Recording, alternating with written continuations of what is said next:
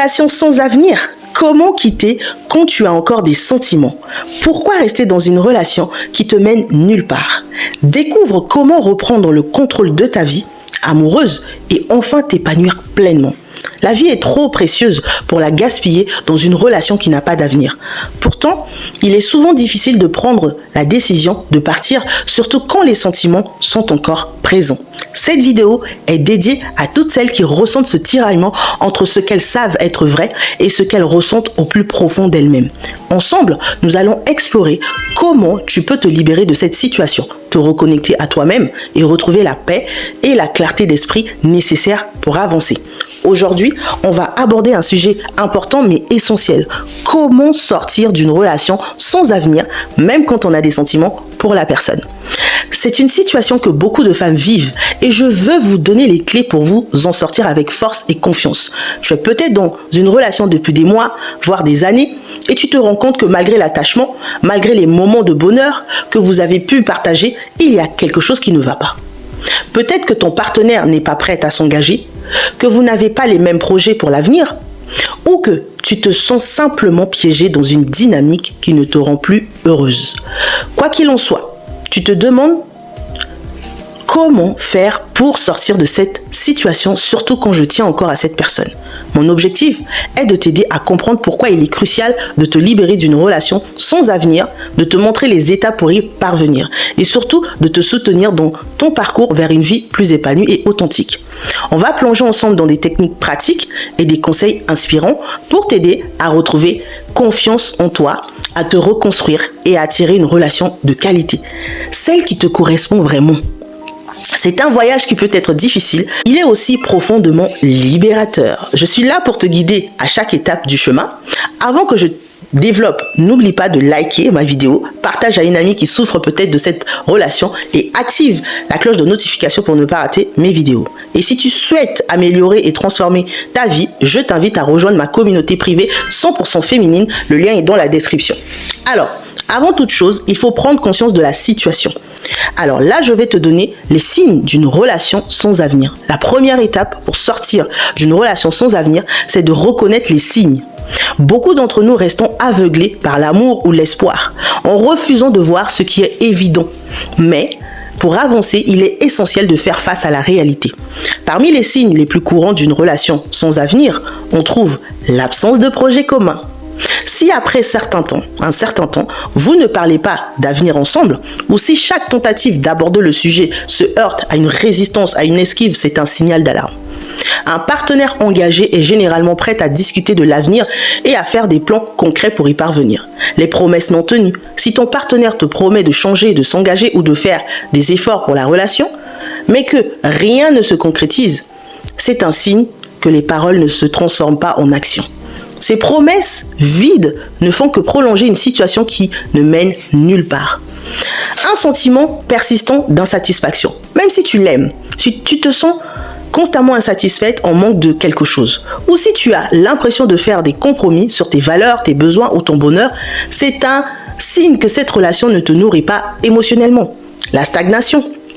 Une relation saine est censée évoluer. Si au lieu de cela, tu as l'impression de faire du surplace sans que rien ne progresse, il est probable que vous soyez dans une impasse.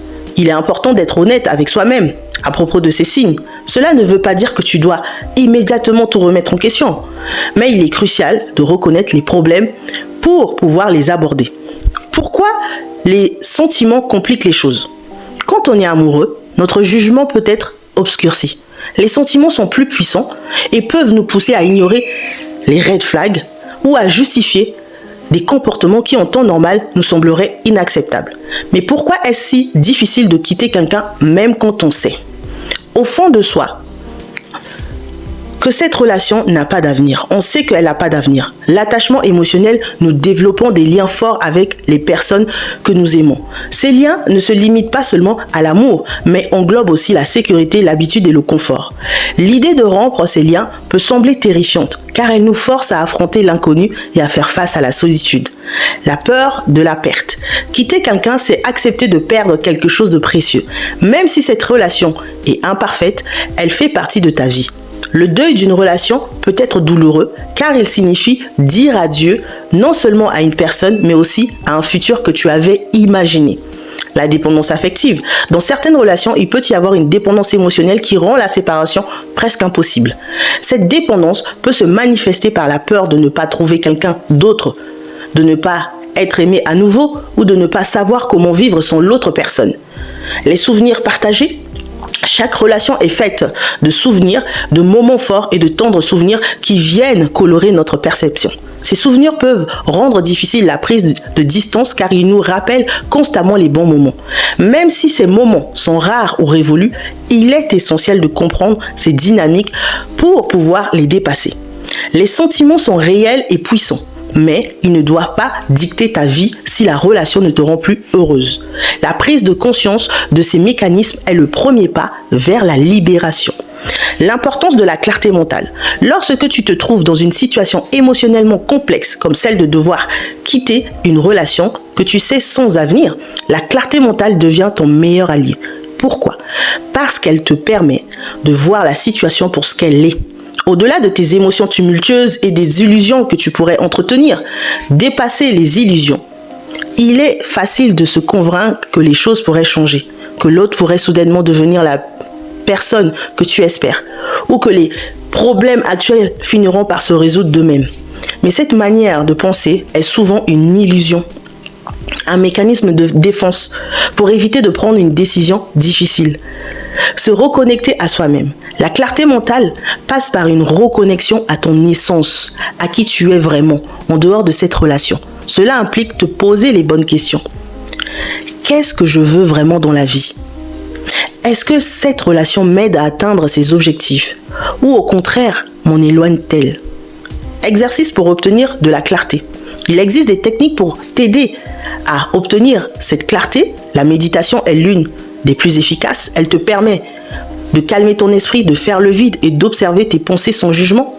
Une autre méthode consiste à tenir un journal où tu peux écrire librement tes pensées, tes peurs, tes espoirs. Le simple fait de mettre des mots sur ce que tu ressens peut t'aider à y voir clair. L'écoute de ton intuition. Parfois, tu sais déjà au fond de toi ce qui est la meilleure décision à prendre. Ton intuition est cette petite voix intérieure qui te guide. Elle ne crie pas, mais murmure doucement ce que tu dois faire. Apprendre à écouter cette voix est une compétence précieuse, surtout dans des moments comme celui-ci. La clarté mentale n'est pas quelque chose qui se manifeste du jour au lendemain. C'est un processus que tu dois cultiver avec patience et bienveillance envers toi-même. Mais une fois que tu as atteint cette clarté, tu pourras prendre des décisions alignées avec qui tu es et ce que tu veux vraiment pour ton avenir. Développer un mindset de force et de confiance. Se recentrer sur soi, ses besoins et ses valeurs. Dans une relation, surtout lorsqu'elle devient complexe ou insatisfaisante, il est facile de perdre de vue ses propres besoins et valeurs. Tu peux être tellement focalisé sur l'autre personne, sur l'effort de maintenir la relation que tu oublies ce qui est vraiment important pour toi. Se reconnecter sur tes besoins et tes valeurs est une étape cruciale pour reprendre le contrôle de ta vie et faire des choix qui t'honorent. Pourquoi est-ce essentiel? Tes besoins et tes valeurs sont les fondements de qui tu es. Ils déterminent ce qui te rend heureuse, ce qui te motive et ce qui te donne un sens de direction dans la vie. Si tu ignores ces éléments, tu risques de te sentir vide, insatisfaite et de vivre une vie qui ne te ressemble pas. Identifier ces besoins. Prends un moment pour te poser et réfléchir à ce dont tu as vraiment besoin dans une relation pour te sentir épanoui. Est-ce la sécurité? Est-ce le respect? Est-ce la complicité? Le soutien dans tes projets? Identifie ces besoins fondamentaux et demande-toi si ta relation actuelle les satisfait. Si ce n'est pas le cas, pourquoi continues-tu à t'accrocher? Clarifier ses valeurs. Les valeurs sont les principes qui guident ta vie. Elles peuvent inclure l'honnêteté, la loyauté, la liberté, l'ambition, la spiritualité ou encore la famille. Quelles sont les valeurs les plus importantes pour toi? Comment se reflètent-elles dans ta relation actuelle? Par exemple, si l'honnêteté est une valeur clé pour toi, mais que ton partenaire manque de transparence, cela peut créer un profond malaise. Exercice de réflexion guidée. Je te propose de prendre un carnet et faire une liste de tes besoins et de tes valeurs. Ensuite, évalue dans quelle mesure ta relation actuelle les respecte. Cet exercice peut te révéler des vérités que tu avais peut-être ignorées ou mises de côté. Il te permet également de voir où tu fais des compromis et si ces compromis sont acceptables pour toi à long terme. Les dangers de négliger ses besoins et valeurs. Si tu continues à négliger tes besoins et tes valeurs pour maintenir une relation, tu risques de te perdre en chemin. Cela peut mener à un profond sentiment de frustration et de ressentiment, même de dépression. Il est donc essentiel de te remettre au centre de ta vie et de tes décisions. Se recentrer sur soi-même n'est pas un acte égoïste, c'est un acte de survie et de respect envers la personne que tu es. Cela te permet de prendre des décisions alignées avec ta véritable nature et de bâtir des relations qui te nourrissent vraiment. Reprendre son pouvoir personnel. Reprendre son pouvoir personnel est un concept clé lorsqu'il s'agit de sortir d'une relation sans avenir. Trop souvent, nous donnons notre pouvoir aux autres en espérant qu'ils nous rendront heureux, qu'ils changeront pour nous ou qu'ils nous donneront ce dont nous avons besoin. Mais la vérité est que ton bonheur, ta satisfaction et ton bien-être dépendent principalement de toi-même. Qu'est-ce que le pouvoir personnel ? Le pouvoir personnel, c'est la capacité à prendre des décisions pour soi-même, à agir en fonction de ses propres besoins et désirs et à vivre sa vie selon ses propres termes. C'est reconnaître que tu es la créatrice de ta vie, que tu as le droit de choisir ce qui est bon pour toi et que tu n'as pas besoin de l'approbation des autres pour le faire. Identifier les domaines où tu as abandonné ton pouvoir. Dans ta relation actuelle, il y a peut-être des moments où tu as senti que tu avais perdu ton pouvoir. Cela peut se manifester par un sentiment d'impuissance, de résignation ou de dépendance. Identifie ces moments et demande-toi pourquoi tu as abandonné ton pouvoir. Est-ce par peur de perdre l'autre, par peur de ne pas être aimé ou simplement par habitude? Reprendre le contrôle de sa vie. Reprendre le contrôle de son pouvoir commence par des petites actions. Cela peut être aussi simple que de dire non à quelque chose qui ne te convient pas, de fixer des limites claires ou de prendre une décision pour toi-même sans chercher l'approbation de ton partenaire. Plus tu agis de manière autonome, plus tu renforces ton pouvoir personnel. L'importance de l'estime de soi. Ton pouvoir personnel est directement lié à ton estime de soi. Plus tu te respectes, plus tu crois en ta valeur, plus tu seras capable de reprendre ton pouvoir. Travailler sur ton estime de soi peut inclure des pratiques comme l'autocompassion, la gratitude envers toi-même et le rappel constant de tes qualités et réussites. Ne pas attendre que l'autre change. Une des erreurs courantes est d'attendre que l'autre personne change pour être heureuse, mais cela ne fait que renforcer ta dépendance et ton sentiment d'impuissance. Au lieu de cela, concentre-toi sur ce que tu peux changer toi-même. Que peux-tu faire aujourd'hui pour te sentir plus forte, plus en contrôle? Reprendre son pouvoir, c'est aussi accepter la responsabilité de ta vie. Cela signifie que tu es prête à prendre les décisions difficiles, à faire face aux conséquences et à t'engager sur le chemin de la liberté et de l'épanouissement personnel. Cultiver la résilience émotionnelle. La résilience émotionnelle est la capacité à faire face aux défis et aux déceptions et aux douleurs de la vie sans se laisser abattre. Dans le contexte de sortir d'une relation sans avenir, elle est essentielle car ce processus est souvent douloureux et difficile. Mais avec la résilience, tu peux non seulement surmonter cette épreuve, mais aussi en sortir plus forte et plus confiante. Comprendre la résilience. La résilience n'est pas une absence de douleur ou de difficulté. C'est plutôt la capacité à traverser ces moments difficiles, à apprendre de ces expériences et à se reconstruire de manière positive. C'est reconnaître que la vie est faite de hauts et de bas et que chaque épreuve est une occasion de grandir. Accepter les émotions. La résilience commence par l'acceptation de tes émotions. Il est normal de ressentir de la tristesse, de la colère, de la peur ou de l'incertitude lorsque tu envisages de quitter une relation. L'important est de ne pas refouler ces émotions, mais de les accueillir, de les comprendre et de les laisser s'exprimer. Cela peut passer par le fait d'en parler à un ami, d'écrire dans un journal ou même de pleurer si tu en ressens le besoin. Des techniques pour renforcer la résilience. Il existe des techniques concrètes pour cultiver une résilience émotionnelle. Parmi elles, la méditation est particulièrement puissante. Elle t'aide à rester ancré dans le moment présent, à observer tes pensées sans t'y t'attacher et à développer une attitude de non-jugement envers toi-même. La pratique de la gratitude est également bénéfique en te concentrant chaque jour sur les aspects positifs de ta vie. Même petit, tu peux transformer ta perspective et renforcer ton optimisme. Construire un réseau de soutien. La résilience n'est pas une bataille à mener seule. Avoir un réseau de soutien, qu'il s'agisse d'amis, de famille ou même de professionnels, comme un coach, moi, ou un thérapeute, peut faire une énorme différence. Ils peuvent t'apporter l'écoute, les conseils et le réconfort dont tu as besoin pour traverser cette période. Se donner le temps de guérir. La résilience est aussi la patience avec soi-même. Comprends que le processus de guérison prend du temps et qu'il est normal de vaciller parfois. Ce qui compte, c'est de te relever chaque fois que tu tombes ou de continuer à avancer même si c'est petit à la fois. Cultiver la résilience émotionnelle te permet de faire face aux défis sans perdre ton optimisme et ta confiance en toi. Cette force intérieure qui te guidera même dans les moments les plus sombres et qui te permettra de trouver la lumière au bout du tunnel. Mettre en œuvre le changement. Élaborer un plan de sortie. Sortir d'une relation, surtout lorsqu'elle est profondément enracinée dans ta vie, peut sembler une tâche insurmontable. Mais comme pour tout grand changement, la clé réside dans la planification. Élaborer un plan de sortie te permet de structurer ton approche, de te préparer émotionnellement, logiquement et de réduire l'incertitude. Pourquoi un plan est nécessaire ? Sans plan, tu risques de te sentir perdu, submergé par l'ampleur de la tâche ou de céder à l'émotion et de retomber dans les anciens schémas. Un plan de sortie te donne une feuille de route, te permet de prendre des décisions réfléchies et t'aide à rester concentré sur ton objectif. Définir une date. La première étape de ton plan devrait être de définir une date limite pour ta décision.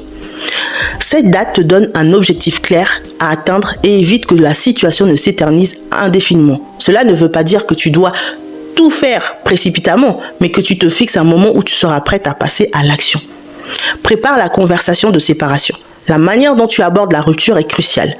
Prépare-toi mentalement à cette conversation. Sois clair sur tes raisons et sur ce que tu veux dire. Il peut être difficile d'écrire ce que tu ressens, ce que tu veux exprimer et d'anticiper les réactions de ton partenaire. Reste ferme, mais aussi respectueuse. L'objectif n'est pas de blesser l'autre, mais de faire ce qui est juste pour toi. Organiser les aspects pratiques. Quitter une relation implique souvent des aspects pratiques à gérer. Surtout si vous vivez ensemble ou partagez des finances. Fais une liste des choses à régler. Trouvez un nouvel appartement, séparer les comptes, récupérer tes affaires, etc. En t'occupant de ces détails à l'avance, tu pourras réduire le stress au moment de la séparation. Anticiper les défis émotionnels. La rupture sera probablement accompagnée des moments de doute, de tristesse ou même de regret. Prépare-toi à ces moments en sachant à l'avance que tu vas les gérer. Cela peut inclure des techniques de relaxation, le soutien d'amis proches ou même un retour à ton journal pour exprimer ce que tu ressens. Se préparer à l'après. Une fois la rupture effectuée, il est important d'avoir une vision pour l'après que tu veux faire de cette nouvelle liberté. Quels sont les objectifs que tu veux maintenant poursuivre ? Crée un plan pour toi-même, centré sur ton bien-être et ton épanouissement. Cela peut inclure des activités que tu aimes, des voyages, du développement personnel ou même simplement du temps pour te reconnecter avec toi-même. Un plan de sortie bien élaboré permet de naviguer cette période avec plus de sérénité et confiance. Il transforme ce qu'il peut sembler un chaos émotionnel en une série d'actions concrètes et gérables. S'entourer des bonnes personnes.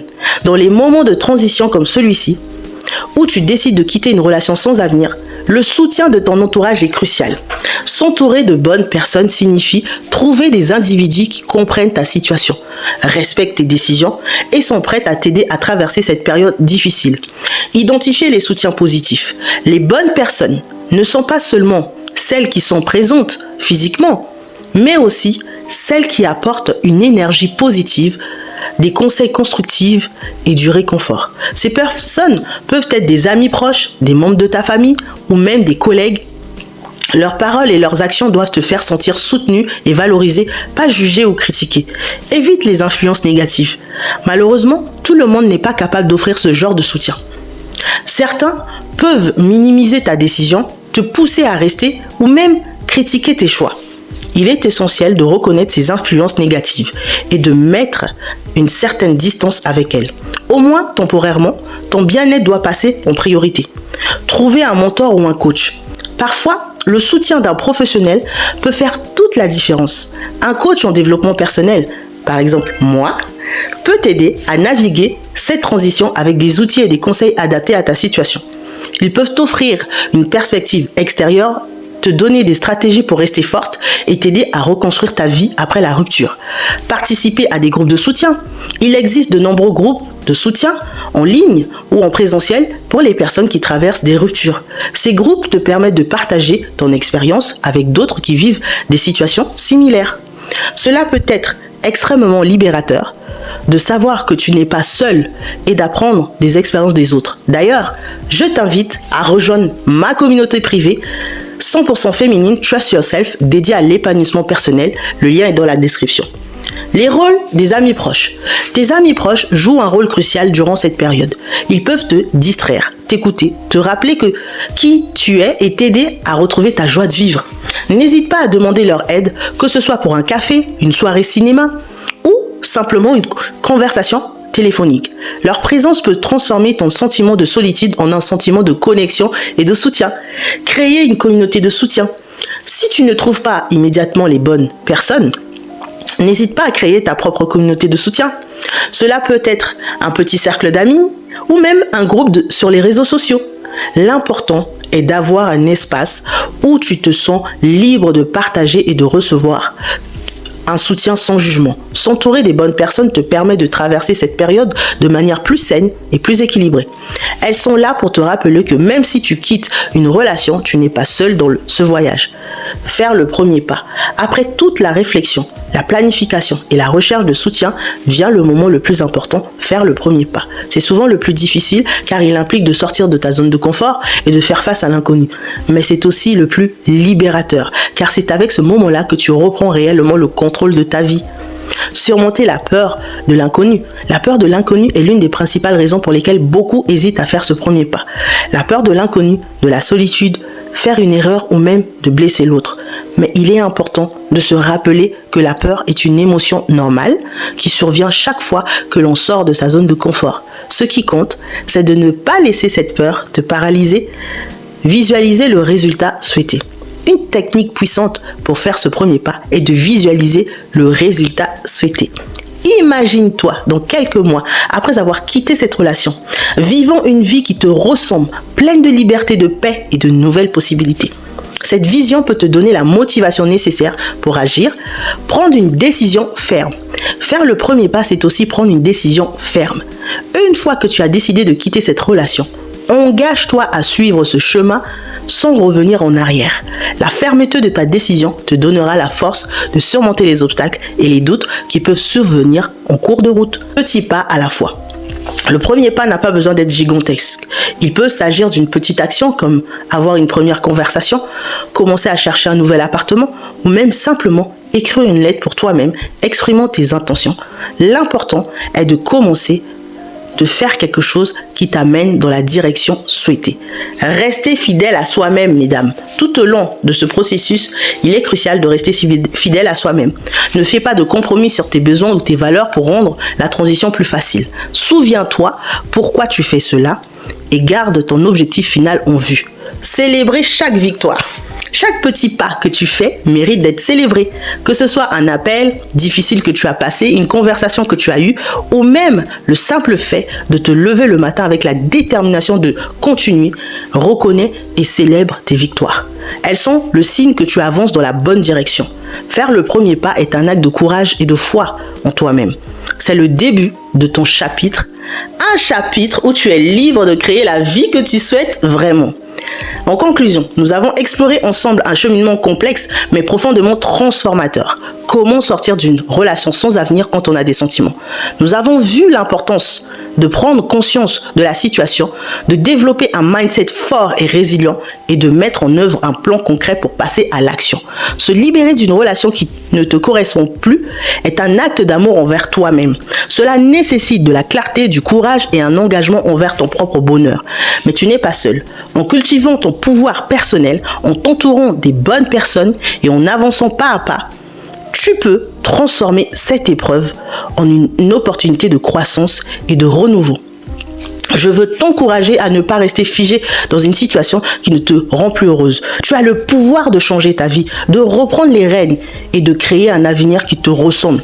Ce n'est pas toujours facile, mais chaque pas que tu feras te rapprochera d'une vie plus épanouie et plus authentique. N'attends pas que les choses changent d'elles-mêmes. sois l'actrice de ta vie et fais le premier pas vers ta liberté. Si cette vidéo t'a aidé, n'hésite pas à la partager avec d'autres femmes qui pourraient en avoir besoin. Laisse un commentaire ci-dessus pour me dire comment tu te sens, quelles sont les étapes que tu es prête à franchir. Et surtout, abonne-toi à cette chaîne pour ne pas manquer les prochaines vidéos. Je voudrais vous dire, mesdames, je sais que ça peut être difficile de laisser cette relation sans avenir parce que vraiment, comme j'ai dit, il y a eu de l'attachement. Mais je vais vous demander de faire un truc. Je vais vous demander de prendre le carnet et d'écrire toutes les choses que vous avez toujours voulu faire, mais que vous ne pouviez pas faire dans cette relation, parce que cet homme n'était pas ouvert aux nouveautés, parce que cet homme n'était pas prêt à faire des choses pour vous faire plaisir, parce qu'il vous aime. Écrivez toutes ces choses. Il y a quelques années, j'ai eu à faire une liste des choses que je ferais si je quittais ces textes avec qui j'ai été. Je vous assure, quand j'ai fait cette liste, j'ai coché toutes les choses que j'ai faites. J'ai coché toutes les choses que j'ai faites. Et vous savez, quand vous avez ce bonheur d'accomplir des choses que vous avez toujours voulu faire, je vous assure, vous dites, waouh, j'ai bien fait de prendre cette décision, elle n'était pas si mauvaise que ça. Alors mesdames, écrivez une liste de choses que vous aimeriez faire après cette rupture. N'ayez pas peur. N'ayez pas peur. Et c'est à ce moment-là que vous allez commencer à vivre et que vous allez commencer à rencontrer un homme de qualité. Parce que les hommes de qualité, ils viennent au moment où vous êtes sous votre meilleur jour. Je vous assure. Parce que si vous êtes dans votre version où vous êtes blessé, vous êtes triste, vous êtes mal, vous en voulez à la terre entière, vous allez toujours rencontrer le même type d'homme qui correspondait à votre ex. Alors là, on change la donne. Là, on change la donne. On devient la meilleure version de soi, on fait des choses pour soi, on se reconnecte à soi, on se reconnecte avec les personnes qui peut-être qu'on avait mis de côté et on continue sa life. Sur ce, mets-moi un like, partage cette vidéo et je te retrouve pour une prochaine vidéo. Belle journée!